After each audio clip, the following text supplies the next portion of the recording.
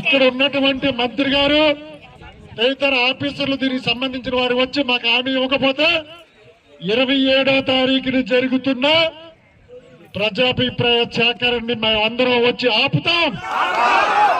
మనం అందరం సిద్ధమా?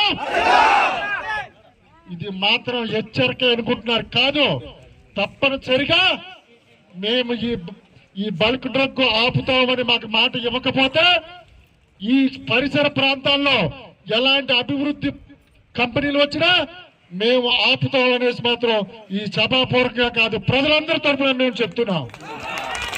ఓకేనా బాబు? ఎనక మేము వాళ్ళ బాధ్యత వాళ్ళు వహిస్తారు. మనం ఎందుకోసం అంటే కొంతమంది డెవలప్మెంట్ ఆపుతున్నారు అనుకుంటారు కాదు, మాకు ఇక్కడ ప్రాణాలకు ప్రమాదకరమైన కంపెనీలు ఆపితే డెవలప్మెంట్ కి మేము అడ్డు కాదు. మత్స్యకారులు అడ్డా మనం తెచ్చి మనకి ఎలాంటి ఉపాధి లేకుండా చేస్తున్నారు.